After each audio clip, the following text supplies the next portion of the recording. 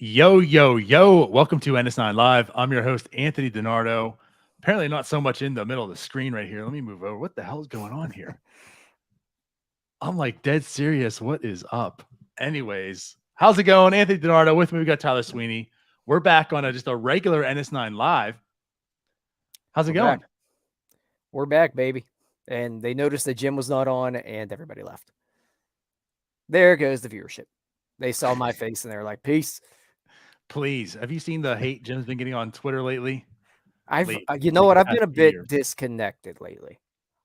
So has he been getting trolled?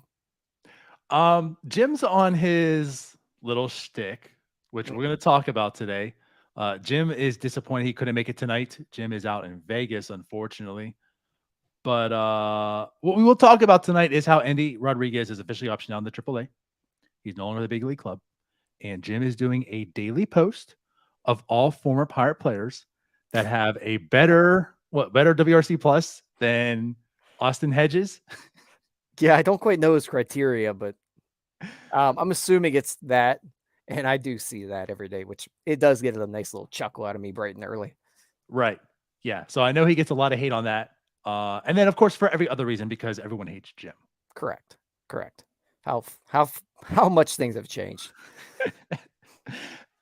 You know what?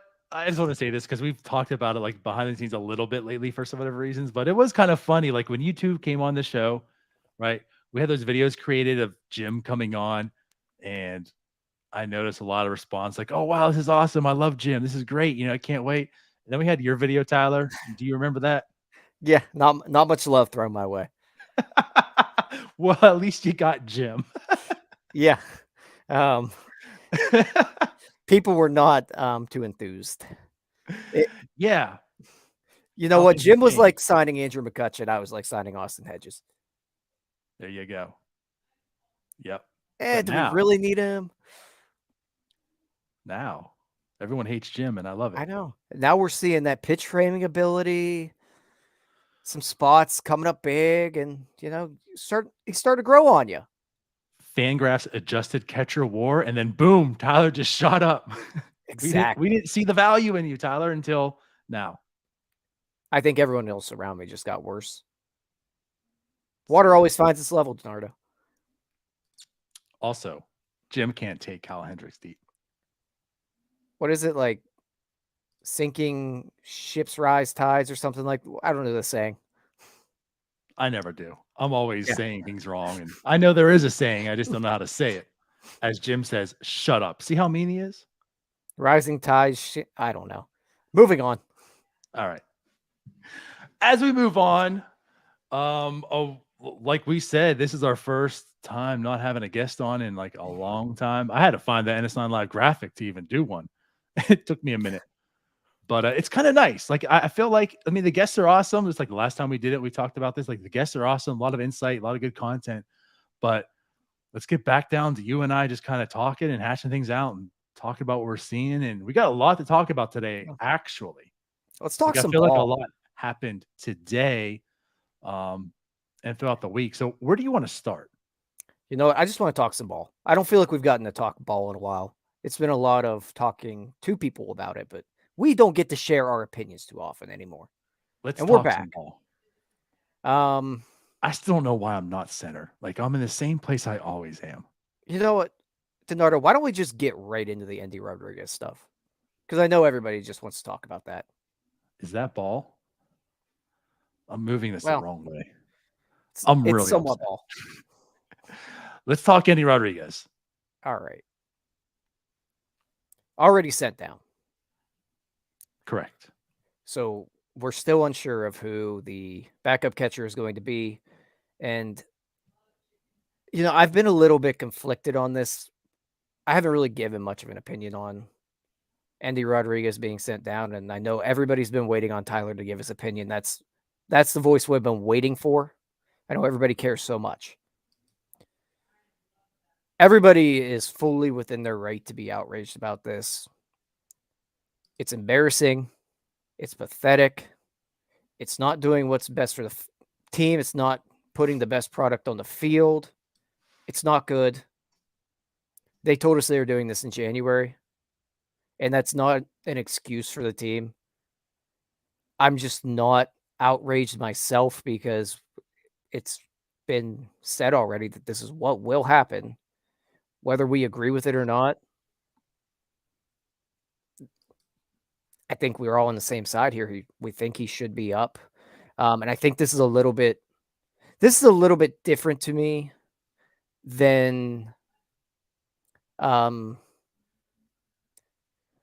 guess we'll get to it, but the Oneil Cruz situation with him getting a minimum salary. This is a little different because it seems like all teams still do that where they give minimum salaries. Prior to the new CBA, all teams did this where they kept their best prospects down. We're at a point in time where the best teams don't do this anymore. This is another opportunity of the Pirates or another representation of the Pirates falling behind the times. This is not good for the team. It's not good for PR. It's not good for the fan base. It's not good for anything. I don't like it. I don't like it. I don't want to watch Austin Hedges. I don't want to watch Tyler Heineman. I just don't get it, man. And one more thing. I do want to shout out Doug because on the postgame show, he did bring up a very good point that I want to mention about this. He brought up how we have heard nothing about or nothing but how great Austin Hedges is with a pitching staff, how great of a clubhouse guy he is. If that's the case, then why the hell is Endy Rodriguez not up here with him? If you want him to be the catcher of the future, this is a great opportunity for him to learn from one of the best defensive catchers in baseball. Just don't take anything from his hitting. Right. That's all I got on it right now. Okay. I have a lot too. And I think Jim, it might be a good thing Jim's not on here because I feel like this could go really off the rails of him turning it into a complete just vent session.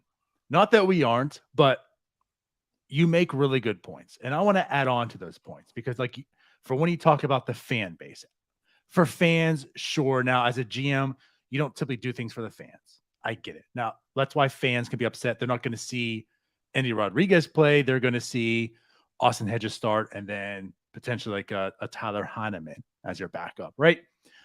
As the team aspect, you're not sending your best players up, right?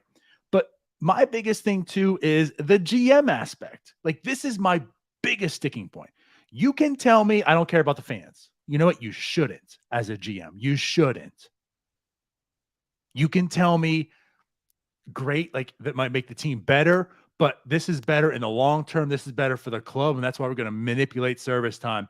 And as much as I might want to argue that, I get it with the old rules, like you're talking about, with the old rules.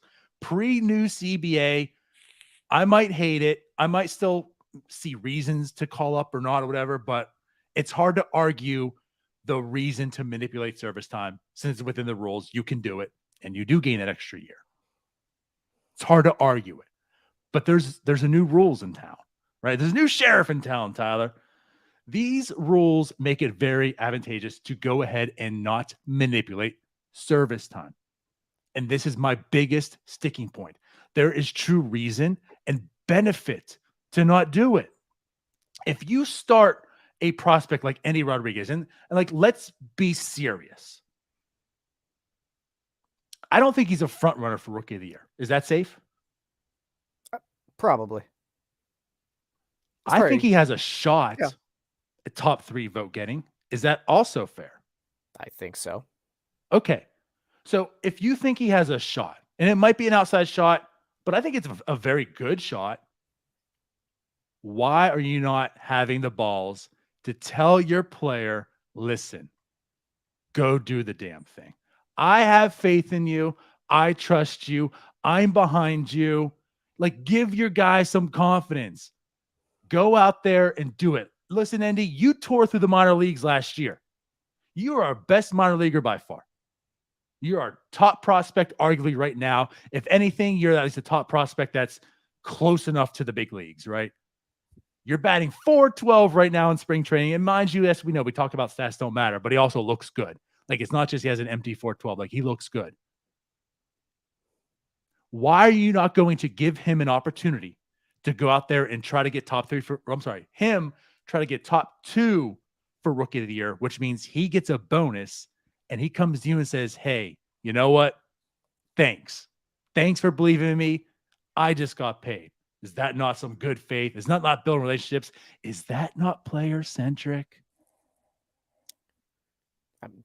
You're absolutely right. And the other part that frustrates me about this whole process, and we discussed it last year, in the past, I could buy into you keep him down until the second, third week of April. Let him get that extra year of service time. Truthfully, that did make sense.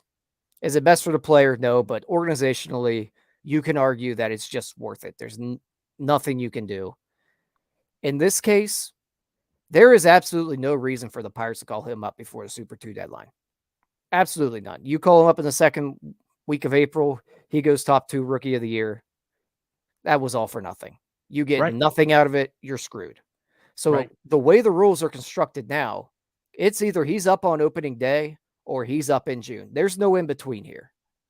Correct. Because like you said, now you're foolish. Because if you waited just those 2 weeks and he's top 2, I keep going 3 because that's my next point. He's top 2, he gets that full year of service time regardless. So you're out. There was no point of keeping him down. You are out. He's getting the full year service time. But here's the kicker. You don't get the draft pick now because you didn't start him from day one. And now to my next point, right? We talked about if he's top 2, he gets paid. Maybe that builds some good faith, right? In that player-centric culture. If he is top 3 in the Rookie of the Year voting, guess what happens to you, Tyler? You as the GM for having good faith and doing really what's right instead of manipulation, right? Manipulation. That's what you do. You're manipulating something, doing something in good faith, having building confidence in your player, letting him go out there and he getting top 3 Rookie of the Year votes. You get a draft pick, much like Seattle did this year, because they had a player like Julio Rodriguez, which again, to your point, Julio Rodriguez, Endy Rodriguez, they're a little bit different. I get it. Endy isn't Julio. To be fair, I'm not sure if Julio will be starting if he's with the Pirates either. But regardless, he's not Julio. He might still be in AA. Right. Like, I get that. But Endy, to me, is good enough that he would be considered top 3. So go find out. Go find out. Give him that shot. Get him some money. You get a draft pick. And like, so here, let's spin this now to the draft pick compensation, right? You did it right. Maybe he started in Rookie of the Year. You get that draft pick. Seattle did with J-Rod, right? They got the number 29 pick this year for doing it. Seattle this year now has, because of all this, right? And then their market, like, I think everything they're involved with, which is much like the Pirates. Pirates are bottom 10 small market team, if you want to say, for the comp pick such. Seattle has the number 22, 29, 30, 57, and 92 pick in this year's draft. Like, they just stockpiled. Imagine if this was the Pirates with the number 1 pick and the 29th pick, like, as well. Like, that's the point I made. You can talk about, prospects are risky to begin with, right? It's like the 29th player in the draft, like, who knows what the hell it's going to be. Throw out some names, from last year going on: Xavier Isaac, Maddox Bruins, Bobby Miller, who one of the targets potentially in a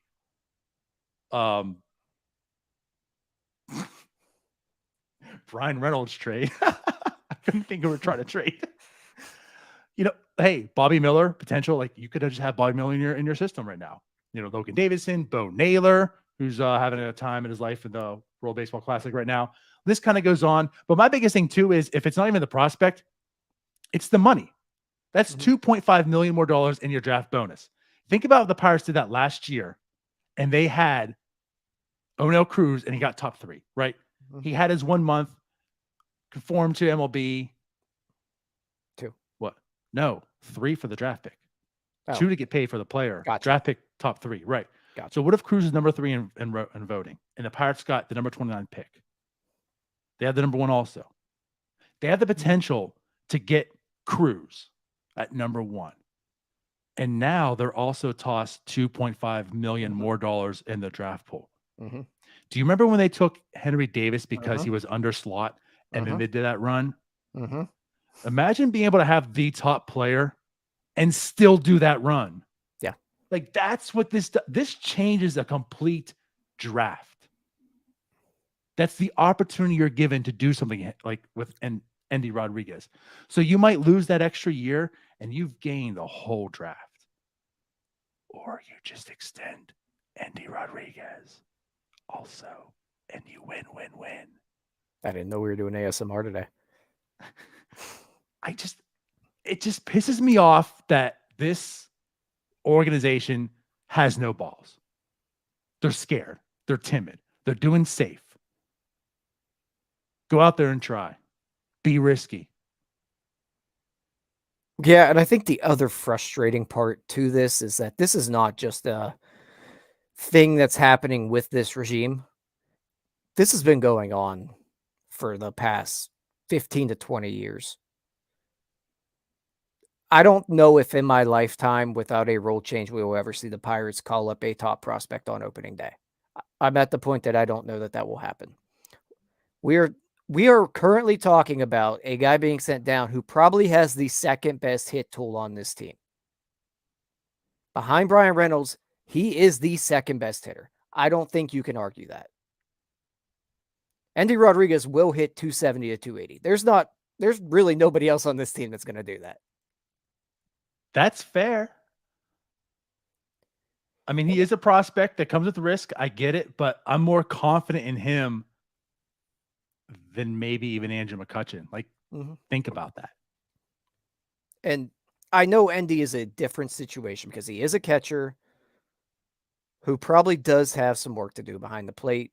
I'll be honest, I haven't dug that deep into his pitch framing thus far. Everything I've seen from him, he does look like he's pretty close to major league ready behind the plate.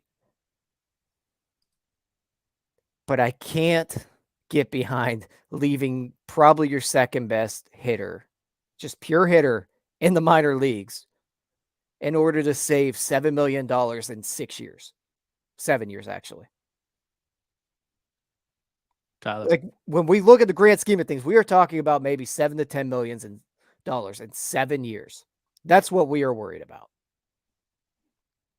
Can we also go back to your original point with Austin Hedges? Yeah, he stinks. Well, no. Like, I'm not talking about the stinks part. Offensively, he does stink. Yeah.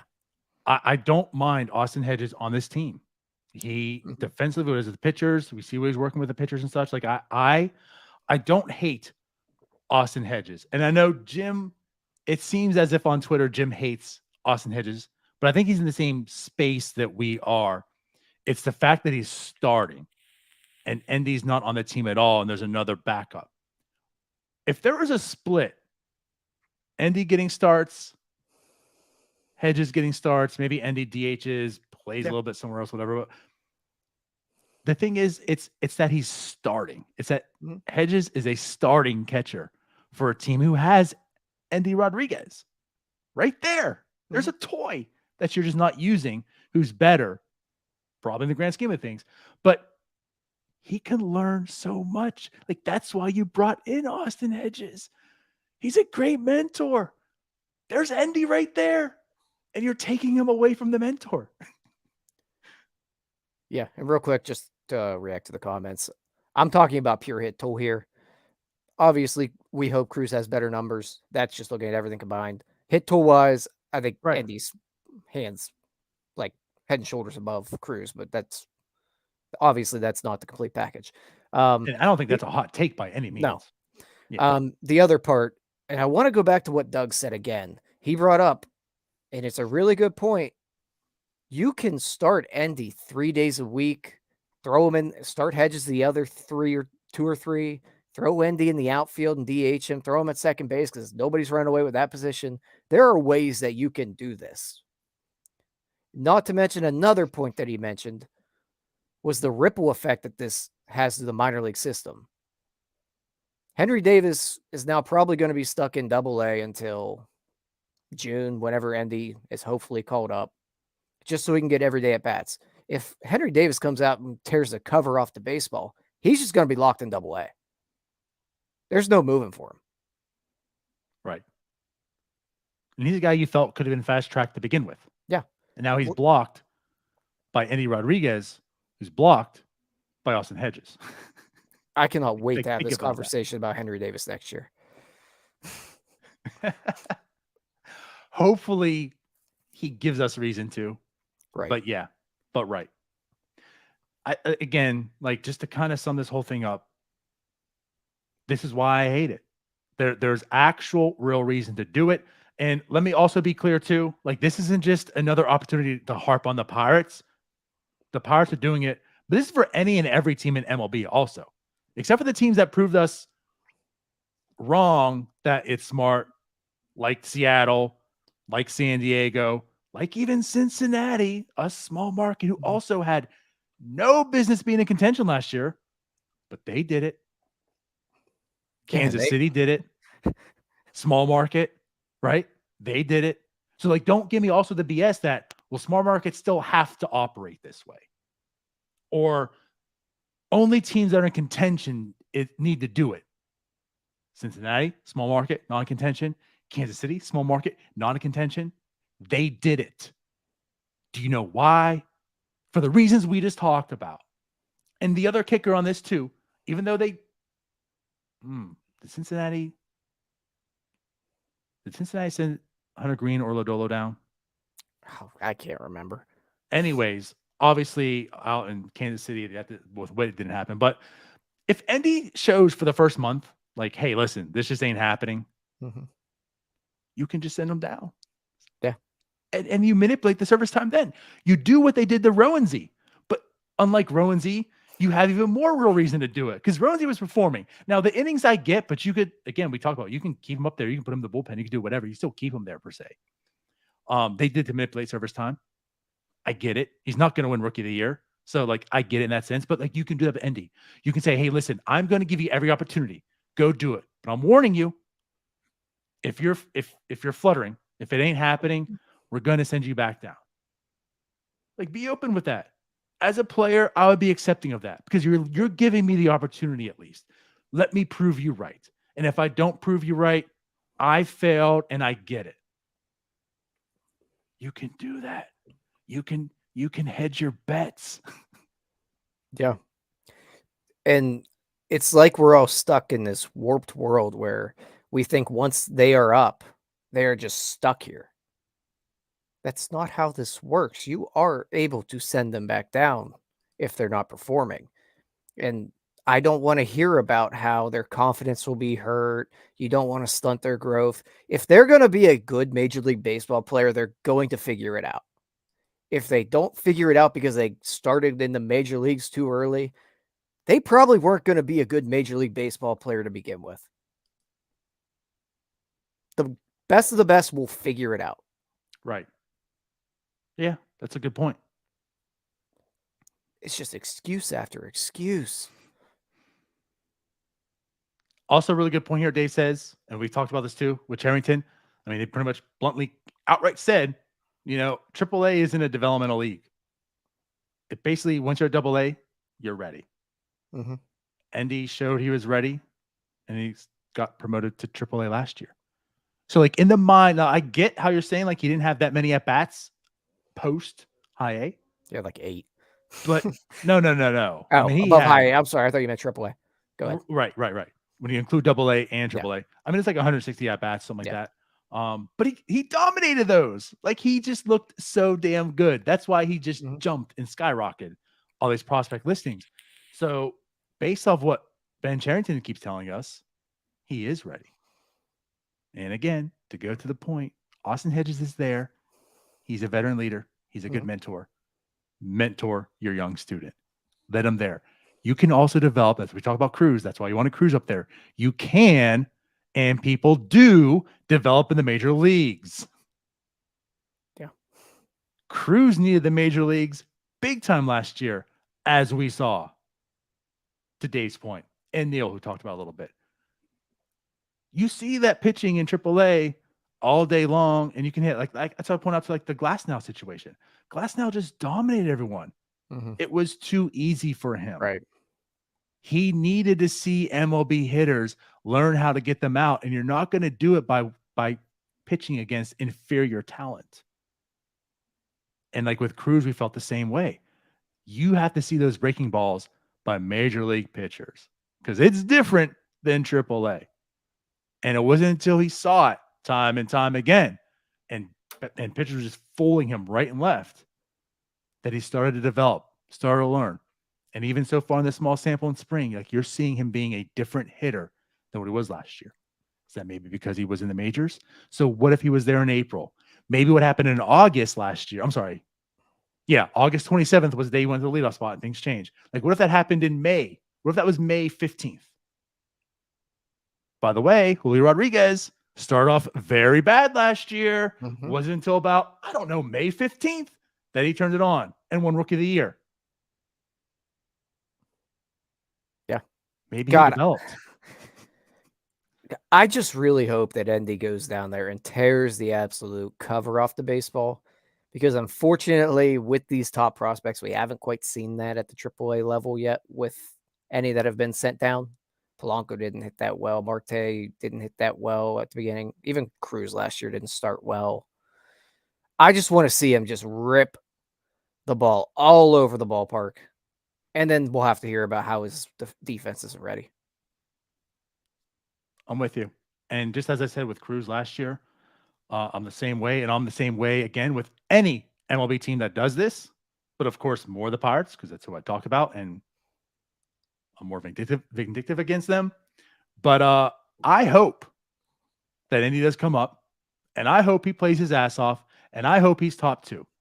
I hope he forces the Pirates to lose a service year on that for doing this.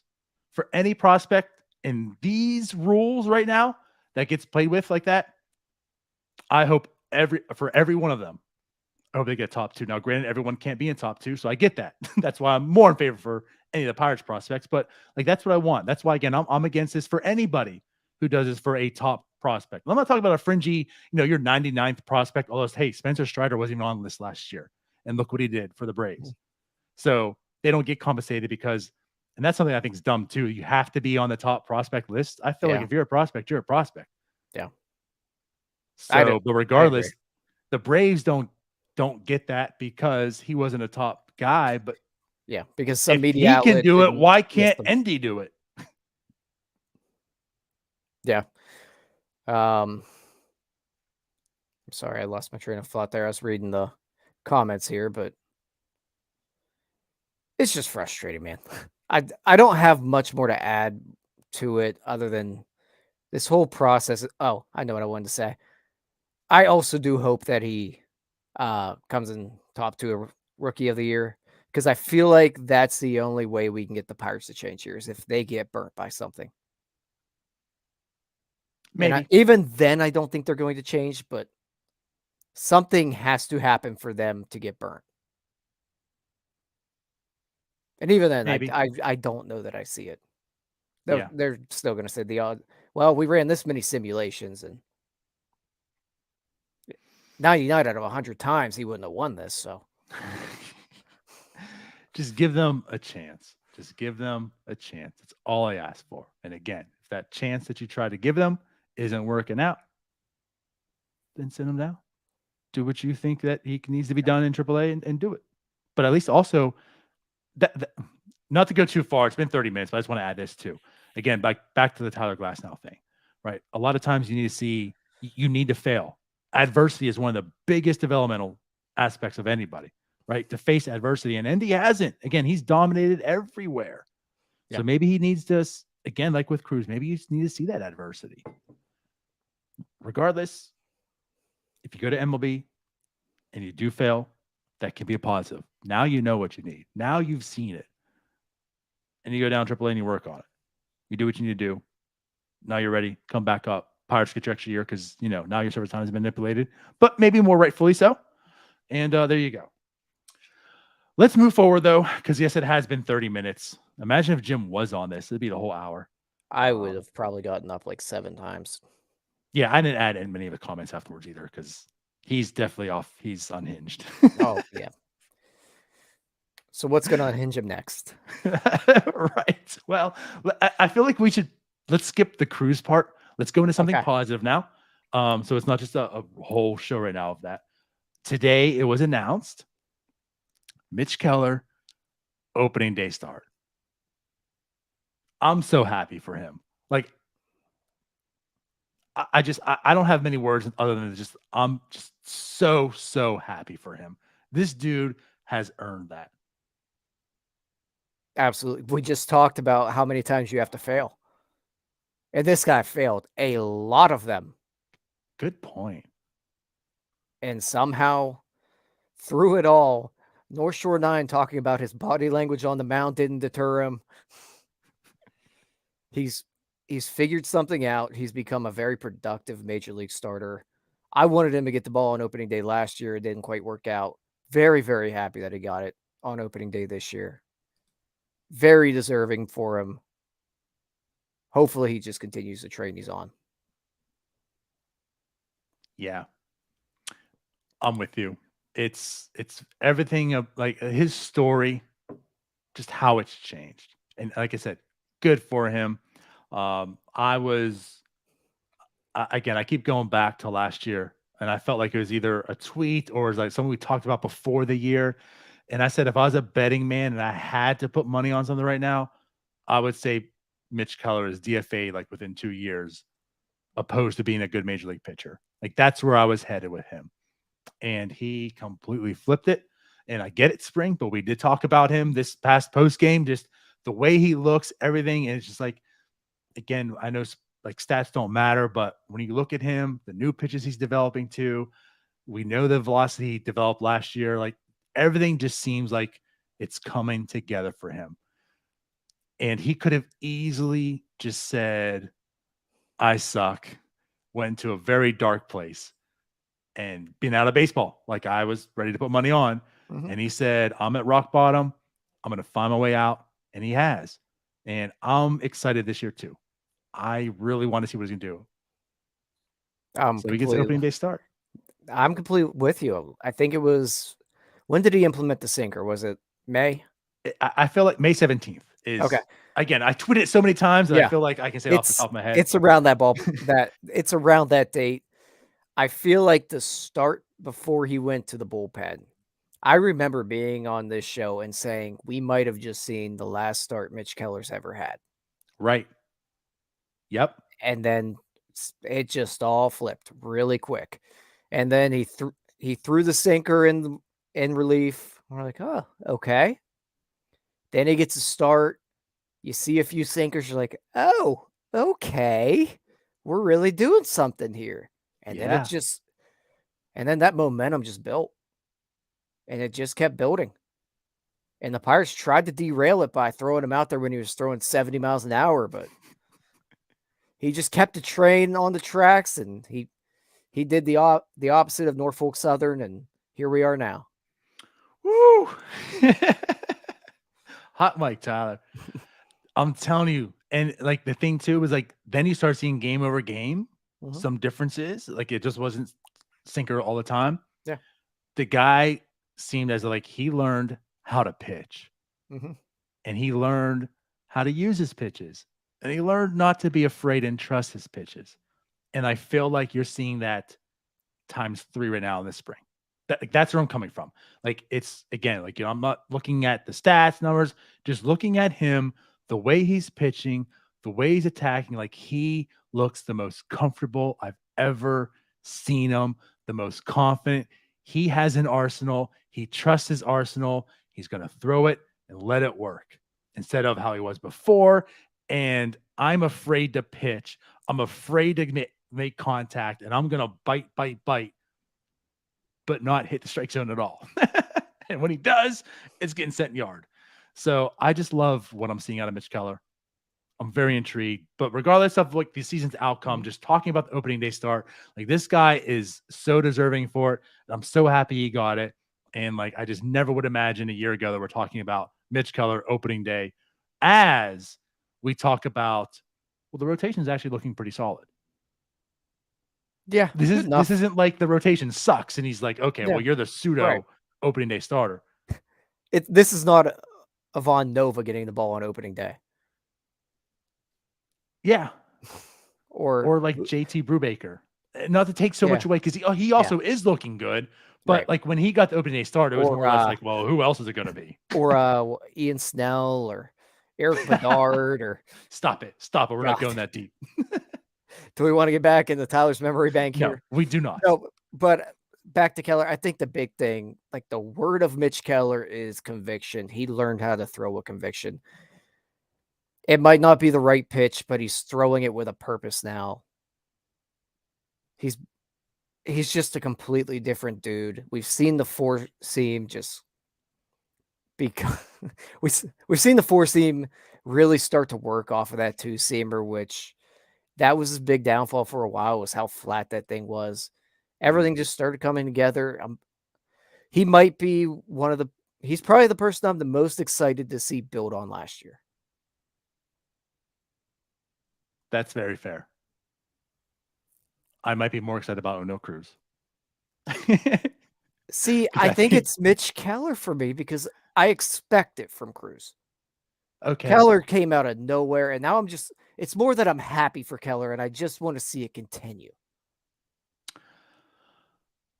Okay, that's fair. I guess for me, I think it's more like I would be okay if Mitch Keller stays where Mitch Keller was last year. I want to see more, but I'd be comfortable and okay if Mitch Keller was just the same pitcher as last year. Where Cruz, I want to see take that next step. That's fair. But regardless, I mean, it's whatever. I mean, what we're debating on right now, I mean, I'm very intrigued by Mitch Keller too. And Brian Hayes. Yeah. Which we'll be talking about soon. Yeah. Actually, there's a lot of people. Yeah. You know what? It's nice to actually speak some positives about this team this year, because last year at this point, we were talking about Josh Van Meter. No, not yet, because he wasn't even a Pirate yet. Sorry. He was on his way to performing towards a DFA at this point. Sorry, we were talking about Cole Tucker and Vanessa Hudgens last year at this point. So, I mean, we were kind of happy. Were we? Not for the players, but I was probably on like my. We just got to talk about Vanessa Hudgens. I was probably on my 13th beer of the day. Right. How things have changed. Very much so.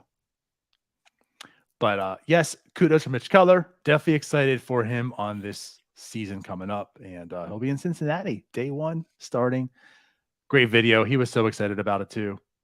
Loved it. Should we continue the good stuff? Yeah. Or do we want to? Let's stay on a good track here. So, Brian Hayes.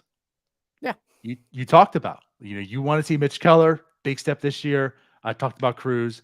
Hayes might certainly be in that category as well. Him taking the next step in developing and being a much better player be very crucial for this Pirates rebuild, future success. So Brian Hayes, let's talk about him. We've seen the video of him bulking up. Mm-hmm. We then read the article, him talking about how he's taking more into data, the analytics. He wants to fix his swing, wants to get better, wants to put the ball in the air, Tyler. Maybe pull the ball a little bit, Tyler. So I'm intrigued. So let's see what happens, right? I mean, he's big. He put on some muscle, but who cares? If you're still doing Erica Hosmer and he's straight into the dirt, you're not going to do anything, right? When we saw Mitch Keller, he had a velocity, but was that going to change anything? No, and it didn't. So you got big, great. You put on muscle, great. What's that going to do? Tyler, what have you seen so far this spring? I think we've seen exactly what we talked to Neil Walker about. And if nobody listened to that, we talked to Neil Walker about Andrew McCutchen coming up and him being very similar to Brian Hayes in that it was heavy oppo, drive the ball the other way, And then at some point it clicked and he was just able to pull the baseball. And we kind of joked around that we wanted to see Andrew McCutchen kind of take Brian Hayes under his wing and show him the ropes and maybe give him a few pointers on how to do that. Obviously, Brian Hayes probably put a good bit more work into it other than just talking to Andrew McCutchen one time and learning how to pull the baseball all of a sudden. Yeah, it was more than just playing catch with him on day one. Right. As much as we wanted to put it out there that our prediction was correct, that's probably not what happened. And this is the only time you'll get me to admit that. The entire season, we're going to talk about how we predicted Andrew McCutchen would fix Brian Hayes. This is one time that you'll hear me admit that's probably not the case. Really liked what I was. It was. Okay. Again, I mean, Neil Walker's with the team, That's true. We talked. Neil went back. He's like, hey, we've been talking about some things. What do you think? And Kutch was like, that's a really good idea. Right. And we, with the help of Neil Walker, planted the ear in Kutch, which is the reason why Kutch played catch with Hayes, which is also the reason why Hayes is better. So you're welcome. Very true. Pat on back. Good job, Tyler. Good job, Anthony. Not Jim, because Jim also wasn't on that show. Jim, he skipped it. Anyhow, back to Brian Hayes here. What I've seen so far, I've really liked. And last year, I contemplated a lot that I don't know if Brian Hayes' swing is ever going to amount more than what we've seen. And I think we have seen some tweaks. The approach angle looks a lot different. He's really getting out in front of the baseball. We'll see if it carries into the season, but at least there seems to be a conscious effort to try to get out in front of those middle in pitches. You can continue going the other way, and obviously he can do that with some of the best in baseball. That's his bread and butter. But until he really learns how to pull it and be able to handle those middle in pitches, he was always going to be a defense first guy. If he can unlock some of that power, which I think we're starting to see the approach angle change a little bit, just the approach to the plate in general, we're seeing some slight changes. I like what I'm seeing. Just really need to talk to me and May about it because I'm excited, but I'm cautious. Yes. I'm trying not to put the cart before the horse here, but I'm cautiously optimistic about Brian Hayes. If everything goes according to plan, I think we could see a 15 home run Brian Hayes this year. And 15 is not a big number. It's not. But that's a big difference for him. So going back to what we keep saying, spring training, stats don't matter. Like, I don't care. Which also, by the way, Brian Hayes is like batting 200 right now, But also in that sense, he also has like an OPS of like 950. So it's like, is he good or is he bad? Because if you want to use numbers and look at batting average, say, oh, he sucks, he can't hit. When you look at OPS, you're like, oh, he's one of the best hitters in baseball. So, but also with that said, that's why stats don't really matter. So it's not so much the stats I'm looking at. It's many different things. We talk about Mitch Keller. Like the 4.09 ERA at this point, I don't really care about. There's so much you're seeing in Mitch Keller that's really nice to see. With Oneil Cruz, I guess it's 5 strikeouts now because he had another one the other day. Yeah, something like that. I think but still, it's like a 15% K rate at any point, still batting over 300 and all that. Like, that's what matters to me. It's not so much that he is batting 309 and slugging 600 and all that good stuff still, but it's the strikeouts are down. With Jack Sawinski, I don't care that he's batting 250 and all this. He's striking out over half the time. That's worrisome. When it comes to Brian Hayes, I don't care the 200. I don't care the 969. What I care about is exactly what you talked about. He is hitting the ball hard. He's also pulling it.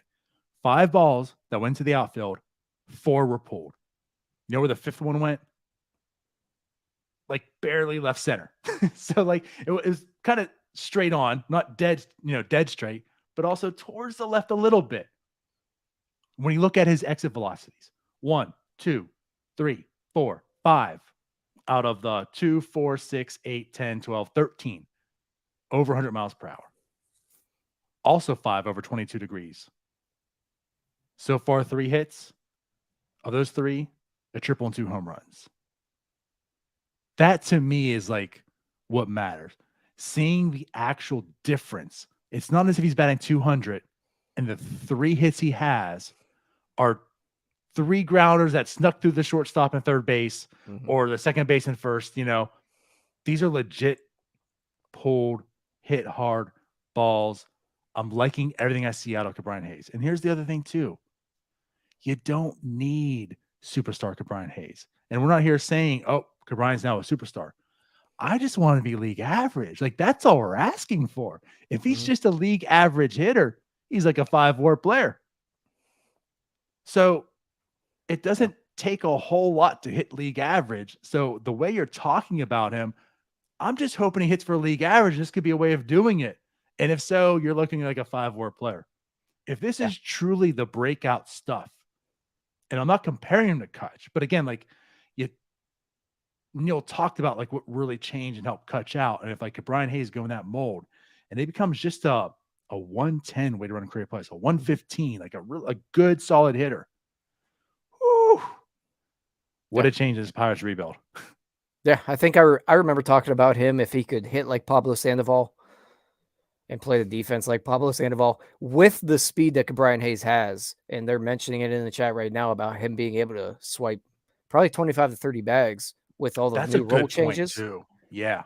He The led guy the can team run. last year. Yeah, he can run. What, 16? Top of my head again? I couldn't tell you off the top of my head, but have we wait? We might have. Am I you? I won. For some reason I thought he got 20, but I could be wrong. I feel like he 16, did miss a lot of time. But regardless, I didn't think about that. What if he's like a 25, 30 stolen base guy too? Yeah, it's a good point. He had 20. He did? Yeah. Do you remember that part where I just said I thought he got 20? I hate you. Big brain. Yeah. But the big thing I think I'm seeing right now is we're not seeing that middle end pitch that he's getting inside out of and hitting a chopper to second base or blooping it over to second baseman. We're seeing him able to drive that with authority. And instead of him waiting on that pitch just on the outer half of the plate that he can actually get out and hit to the Clemente wall, he can actually do damage with those pitches that are middle in. Because we saw teams adjust to him. They're just going to throw in. And he couldn't do anything with it. If he can actually do something with that, it's going to unlock so much.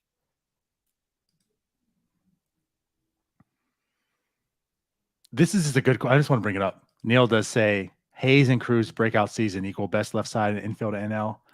I mean, we have to see what the breakout is, and you're expecting 2 breakout seasons from both players. But I think, like, and as Jim says, I mean, yeah, Machado and Bogarts do exist. You're talking about 2 $300 million men. So, so it's a tough task, but I don't think. Sounds like a great TikTok. Ceiling wise, there is a possibility of it. Just maybe a low percentage. To me, it just sounds like a great TikTok idea. Maybe someone should do it. Oh, that's right. Someone did. Me. And how many views did it get, Tyler? Like 25,000. Whatever. Mine's at 26 right it's now. Like our first. It's like our first pin TikTok. Okay. But anyways, Neil says, let me hit the hopium. Right. But like, again, like if you're hitting the hopium, that can't exist. There's not an alternative world where they can't be the best one. It's just, there might just be few of them out of the 100. But yeah, I do hope that there's a breakout season for both of them, though. And you're talking about a legit left field inside, regardless if it's the best or not. Yeah. I'm with you here. Not much more to add on top of that because they have a lot of potential on that side of the infield. We talk a lot about the middle infield potential with the Pirates and how much power potential there is there. We don't talk much about how good that left side of the infield could be if those two can't just figure it out. Mm-hmm. As Anthony says, what's important is that it's the best left side in the NL Central, even without the big breakout. And again, I can definitely see that. We'll have to see the plays and play out. Again, there also is a player named Nolan Arenado who exists. He's good, but he's a bum. I can certainly see Cruz and Hayes being the best in the NL Central. But anyways, not much more to say about Hayes. Again, loving everything I see from him. Let's see if the results happen, right? Let's see if this carries over into actual games and such. But so far what we've seen with an actual fundamental change, I'm liking it. Yeah, it's a good first step. So did maybe Neil and Anthony help us transition into our next topic, speaking of the left side of the infield, going from Hayes to Oneil Cruz, one of the lesser, happier topics. So maybe we'll end it on that one here. We did our happy ones and then we sandwiched it. Yeah. An angry, happy sandwich. Yeah. Okay. So this is what happened. And I'll put it out there and let's just kind of discuss because there's no real answer to this.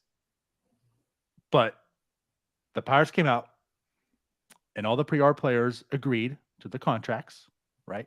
So obviously, if you don't hit arbitration, the Pirates can basically say, we're going to give you this amount of money. And there's nothing a player can do. Yeah. But typically what happens is the Pirates come out and say, we're going to give you this much money. And the player says, cool, I get it, fine, whatever. And they sign the pay, like they agree and it's good. It's pretty much what happens all the time. But one player didn't agree. And that was Oneil Cruz. So I don't know why he didn't agree. So that's one part of this. But the other part of it is the contract that the Pirates forced him to have was league minimum. And that's also on top of this puzzling. It makes me believe, again, if you're not agreeing, maybe there was some dispute. Maybe he was like, no, I want this. The Pirates like, no, we're not giving you that much money. You're going to get this. And he said, no, I mean, I don't want it. And they're like, well, sorry, we're not giving that. And he said, well, fine, I'm not signing it. I'm not doing it. Give me whatever you want. I'm not doing it. And again, I'm not saying that is what happened, but I just can't imagine another scenario where he just didn't agree opposed to a difference in the contract, which would be like thousands of dollars we're talking about, right? Basically. But the thing, again, on top of that is, so it's not like the Pirates went back to like their typical MO and said, well, we're going to give you this contract, but here's what we typically do with guys in your service time, right? Mm-hmm. And if minimum is 720,000, they'd probably give him like 730,000. Mm-hmm. And they gave him league minimum. And I'm just very confused on all this. And again, like when it comes to optics, as we started this show, the optics aren't very good on this either. And you've already gone through a scenario where you pissed off your best player in Brian Reynolds 2 off seasons because of thousands of dollars, basically.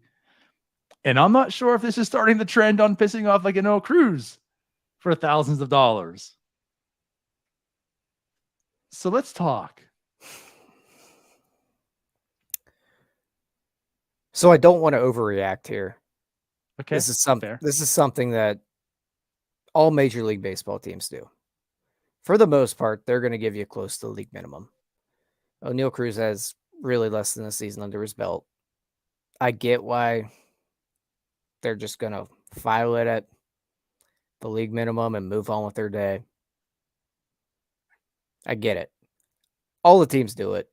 This is why I go back to the Endy Rodriguez stuff where that's not commonplace anymore. For some reason, this still is. Right, wrong, or indifferent. We don't have to agree with what they did, but everybody's doing it. It is what it is. We don't have to like it. At the end of the day, what are we arguing about? Probably 30K, 50K, 100K. Not even. Maximum. I think the biggest like pre-arb contract is when the Cubs gave Chris Bryant like $1 million. I don't know if it's been broken, but I guess my confusion here falls with, I don't understand why you can't just give the guy an extra like $100,000. I guess that's just what I don't get here. I can bring that point up. And I'll say that because this was, can I pat myself on the back here for a second? Sure, go for it. So I brought this up on Twitter today too. Hey, with this going on, saying, hey, remember the Cole situation? Right. So the situation with Garrett Cole was the Pirates actually gave him less money than he made the year before. And the reason they did that was they forgot he got a $10,000 all-star bonus. So they were going based off his like base salary and then gave him the bonus on top of that. which wasn't much, but it still ended up being less. And the big takeaway then was he won 19 games, and all-star is a great pitcher. How's he only making $530-some thousand? Like, he's making millions. And there's a lot of people that just didn't understand what you just talked about, how at this point in time, you're only making like hundreds of thousands of dollars. Like, no one's making millions. So, and real quick, just to jump on that. Yeah. Oneil Cruz did not get a big signing bonus. We're not talking about a bonus baby here. Okay. Which also doesn't matter.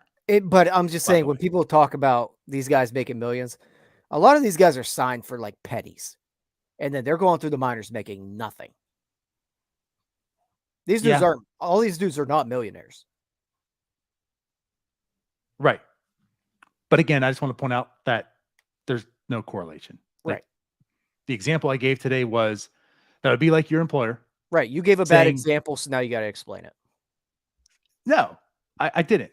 I'm just talking about for the people who says, well, we got a big bonus, so why does it matter of $10,000? Well, that's like if my work said you're not getting a raise this year because you did so well at your job last year that we had to pay you a big bonus that you earned. So because you did so good, we can't afford you, so we have to not give you a raise. Like, I should still be entitled to my raise. It's not my fault that I'm good at my job. Well, it is my fault, but it's not a fault. So I shouldn't be penalized for being good at my job. So that's why the two shouldn't compare. But regardless, going back to that, there was a lot of people who just thought like he's making millions. And no, like what you said, Tyler, like you're still making at that point like $540,000. Like, we're talking about a difference between 530 or 545 is like what they're like going back and forth at. It's still $10,000 essentially. So the thing with the Oneil Cruz thing that gets me is, so anyone with the Pirates, like their MO, if you have no service time, right, your first year, you're getting league minimum. So like last year, league minimum was $700,000. So everyone who never had any service time just got on the 40-man, they're getting $700,000. Cool. I mean, it's league minimum. I'm not even on the team. I'm on the 40-man, most of them. So like, I get it. I'm agreeing. There you go. Oneil Cruz, remember, had those like 2 days in the majors. So last year he was making a minimum of $705,000. Pirates said, well, you're not at zero, so we're going to give you $705,000. So last year he was making more than league minimum. Now he's a guy with service time. Let's go to last year. Bryce Wilson, Zach Thompson, right? All those guys at a little bit of service time. League minimum, $700,000. What were they making? $715,000. Like, that's the Pirates' MO. Right? You have some service time, so you get a little bit more. So like Cruz now fits in that mold. So based off of like the percentage of what league minimum is in your service time, like Cruz probably was offered $735,000. And I don't know if Cruz said, hey, I want $745,000. I want $750,000. Maybe that's what it was. I don't know. But the thing is, based on the Pirates' MO, they basically would have gave him $735,000 this year. And to me, him being at league minimum, and again, this is kind of speculation because again, I don't know why this is happening, but like it sounds like punishment, doesn't it to you? Like he should be at 735 based on it, and that's why, like, and Ethan tweeted out too, like I'm anxious to see all the other players what they're getting, because like if Bay's getting like 730, yeah, that'd be weird. How's Cruz getting 720? That sounds like punishment. And if that's why the optics are bad, and we're talking about Oneil Cruz, a guy you're probably wanting to lock up, and you're going down this path already.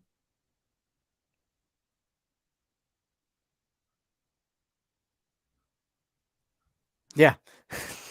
I just wanted to let you get your blinking eyes out of the way there. Thank you. Yeah.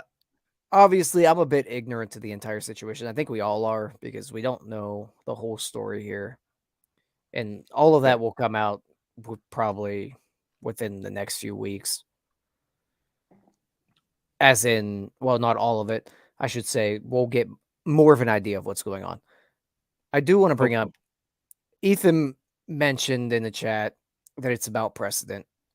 Why can't the Pirates make a precedent that we treat our players well before we have to? I don't get why it's got to be. Why do you have to do what every other team does? Why can't you just treat your players well? And then maybe when that contract time comes around, you might get that hometown discount. And if you don't, maybe guys might want to sign here every now and then. Do something different. Do anything different. You can't run your team like every other ball club. You're not. And it's also not just every other ball club. It's every other ball club that does the team friendly thing.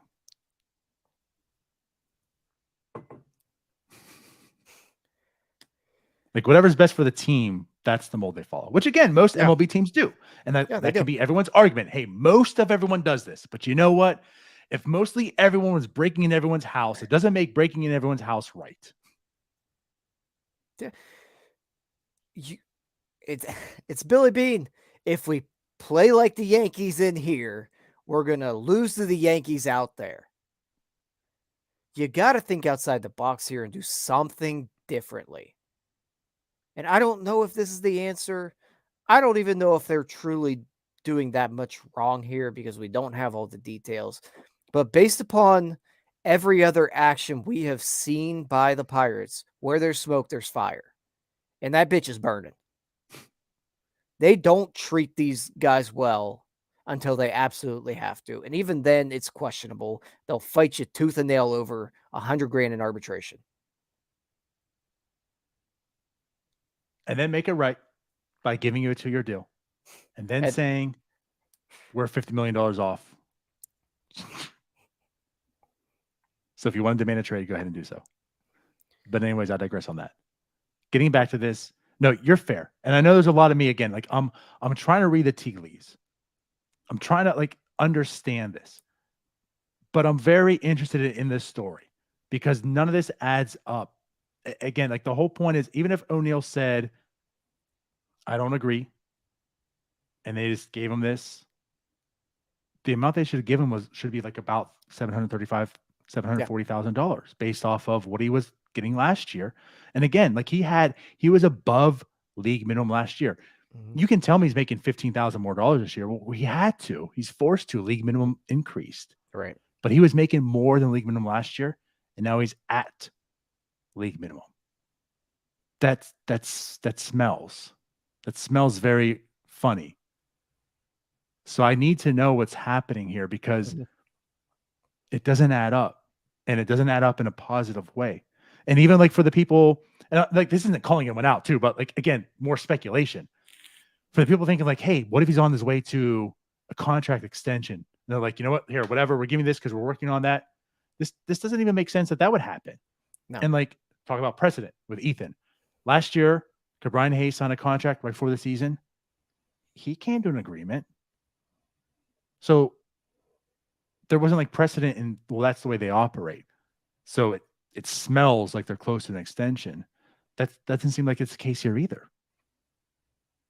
I'm not saying there isn't. I don't know. A lot of this is I don't know. But the things that I do know is how the Pirates operate with players like Oneil Cruz, and this isn't it. So why? And why are you doing it with the Oneil Cruz? Right. Yeah, it's hard not to speculate here. We don't have much more information on it. But the whole thing is a bit fishy. And it honestly, man, it just goes back to your player-centric thing that you've been hammering on for so long. They preach one thing, but they're not following through with it. Right. Until we get more information, I don't want to show outrage about it. It is what it is. Yeah. But I want to be kind of clear too. This isn't like the Endy outrage that we showed earlier. I'm not outraged. I'm just very, very curious. But again, it doesn't seem like there's too many paths to lead to a positive experience from this or a positive reason for this. But I'm very curious of why this happened. Like to me, this is one of the biggest stories heading into the season. Why did this happen? And I think most people probably look and don't care. And that's fine. But for someone like me, like I really care about this right now. Like what is happening? What is brewing between the Pirates and the Oneil Cruz right now? Yeah. That this even happened. That's really not a big story. But again, we're talking about tens of thousands of dollars. That's it. All right. Donato just left me. That's awesome. Good for him. There he is. He's back. I swiped left on my mouse. You got way too excited. Oh, I saw you on Tinder. So, anyways, going back to your point, Anthony did bring this up. I forgot to talk about. Yeah, so that's the reason, like the $100,000 difference. Mhm. Like that's why you're not going to go out there like back with Garrett Cole. You're not going to give him like $700, $800 million Right. because when you do the ARBs, then your raises are based off your salary. So if you start off a high salary and you're getting a 20% increase, a 30, 50, whatever the increase is and all that, it's based off that salary. So if you're getting a whole lot of money now, then you're just pricing your way out of Oneil Cruz on year 6. He's getting. No, it does make a lot of sense. Like, obviously, you're not just going to hand him an extra $5 million in pre-arbitration, but Right. when we look at this is honestly a non-story if the Pirates haven't pissed around with Oneil Cruz as much as they have, because they have done a lot of pissing around with him.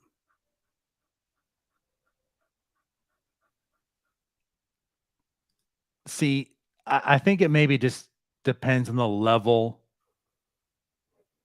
I don't know how to explain it. Like not fanhood, just like I guess the level of intrigue or how into the Pirates and the maneuvers you are. I mean, of course, like Ethan, this is like probably huge news for him, right? Like Ethan's all over this, but I am too, because again, it's more of like just the relationship. I need to know again what is happening between Oneil Cruz and the Pittsburgh Pirates. Most people won't care about this. They want to see Oneil Cruz perform, whatever. To me, again, this smells. And I want to know the reason why it smells and what the larger implications of this potentially are. Mhm. And if it comes out that it was XYZ and it's nothing, whew, good, because I was nervous. But if something does come out, again, like this has potential to have legs for something bigger. And that's why I want to know. Because if you want to go the assumption route, there's starting to be some bad blood here. This is where it begins. And then you want to talk about extensions and O'Neill's saying, screw you guys. Like that's where this path could lead. And I'm not saying it will, but like that's where this can. That's why I'm intrigued, because this is the start of a snowball effect potentially. Yeah, I think I'm going to be honest. I think we're well beyond the point that Oneil Cruz is never accepting an extension from the Pirates. See, I don't know about that. I think I am at that point where he is not accepting any extension from this team. Two things on that, not to dwell, but two things on that. There's never an extension a player won't take. It just depends on the team's willing to offer that extension. Point two, the Pirates aren't typically that team that's willing to offer that extension. So that could be why, as we're seeing with Brian Reynolds. So to your point, could be, but I don't think Cruz is against signing an extension, if that means anything. And I have no inner knowledge of it. No, but I just assume he's not against it. It's just whether the Pirates are willing to meet what he'd be willing to extend for. What I should say is I don't think that I think we're well beyond the point where any team-friendly contract extension is kind of out the window. I don't know. I think that's gone. I guess it depends what you think team-friendly is. We saw Corbin Carroll. We have which to me didn't make sense for the Diamondbacks. 4 to 5 more years of Oneil Cruz, and Oneil Cruz will be gone. Okay. We'll see. We'll see. We'll end it on a dark note. That's my dark note.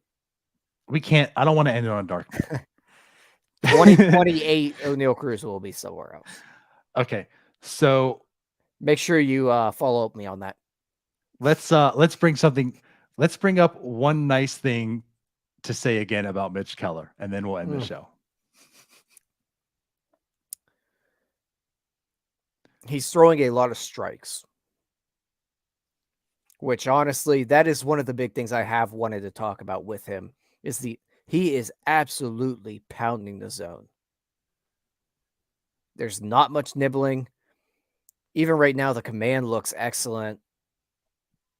I don't have much negative to say about him right now. And I'm not saying he's a Cy Young winner, but he is a very, very competent Major League pitcher at this point, I believe.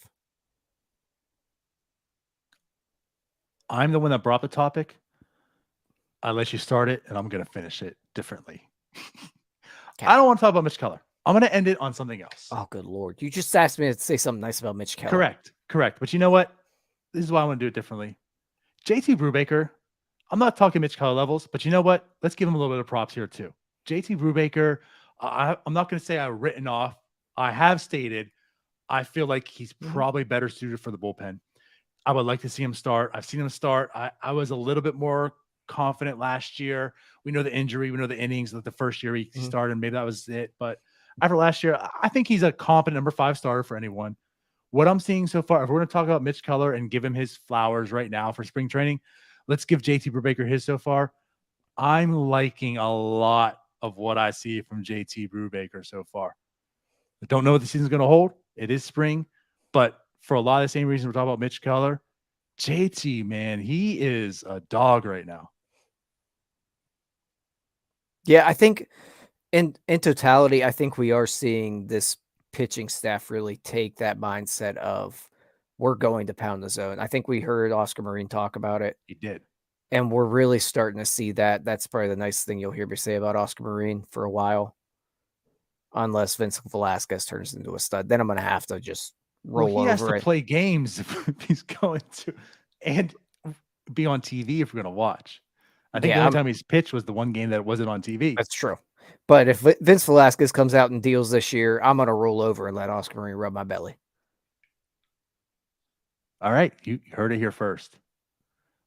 I'll have to, I guess, tell Neil he has to come on the show so Tyler can rub his belly. Yep. Sounds good. All right. Well, we ended on high notes, everybody. You're welcome. I know, like, the thing is, I don't know. If everyone's been listening along, you know how we are. I mean, there's certain things that I think each and every one of us, in particular, like, eats at us. And, you know, again, just truly being passionate about it. So, like, when those things happens, and it just happens that the Pirates do a lot of those things, it comes out. But at the same time, right, we can talk them up. We can be positive. We see things, and, like, overall, I think both of us are more than content with the season. We are kind of looking forward to it. The Pirates finally did what we've also been talking about doing for so long, right? So again, if they just would listen to us, we wouldn't have to complain so much. They'd have this type of a team last year. Last year would have been so bad, and we could have talked more positive about them. See if they do the right thing, good things can happen. So just listen to us more. Exactly. Just because I'm being nice now, I don't take back anything I've ever said about Ben Cherington. He did well this offseason. I'm still pissed at him about what he did the last, like, 3. I mean, okay. To your point, I don't look at this offseason that you did well. I said you did what you needed. You should have been doing. Oh, yeah. Finally, thank you. Right. But anyways, we're getting closer. Next week, we will be in Bradenton for spring training. So, like, let's also not just, like, talk all this shit. I mean, we're going to watch them play, be down there. Tons of content coming, everybody. Hopefully I don't know good what, content. There's going to be a lot of content. Hopefully you like it. Hopefully it's good. We'll just live podcast every night. Live karaoke. We've been talking about karaoke. Good country music. Quite a people around us. But anyways, yeah, a lot of content. We'll keep you posted. Stay in touch with us. Again, if you haven't yet, definitely subscribe. Big stuff coming this season. We are excited, even though at times, like tonight, on certain topics, we're pissed. You know, pissed is not the right word. We're just a little bit frustrated by some things. Disgruntled is. You know what? Yeah. I was not excited for the season last year. I was excited for June. This year, I am excited for opening day. And that's correct. Progress, baby. Yep, for sure. So with that said, everyone who's still watching, everyone who's listening to the podcast, and if you haven't, screw you. No, I'm just joking. But no, for real, appreciate all of you for watching, listening. We will definitely be back again. Like I said, next week, a lot of stuff coming. I don't know if we're going to go live at all. I don't know. Like on this type of show. Yeah. We might, and if so, probably have guests on in a day, who knows what. but we'll be live again the week after for sure. We'll have an NS9, WNS9 Plus with another guest. Will we? And yeah, some John guy, I think his name is. I forget. I mean, he's nothing like Gotcha. our other guests we've had. So Cool. yeah, but whatever. No, we'll have our over and unders show that week. Very excited for the over unders. Yeah, I am. No, I really am. Maybe not a ton of unders this time. Yep. Gonna be Depends on fun. John's projections. A good week coming up. Very excited. Gonna hang out with the boys. Yeah, very fun week coming up. So let's finally get out of here. Appreciate everyone watching. Bye-bye. Peace out, Girl Scouts. Hey, you all. Thank you for watching. I know we try to provide the most entertaining content that we can, and we'd love to spread it to as many people as possible. So I know it doesn't seem like a lot, but if you could take the 5 seconds to like this video and subscribe to the page, it helps out so much more than you know. Thank you, and let's go Bucks.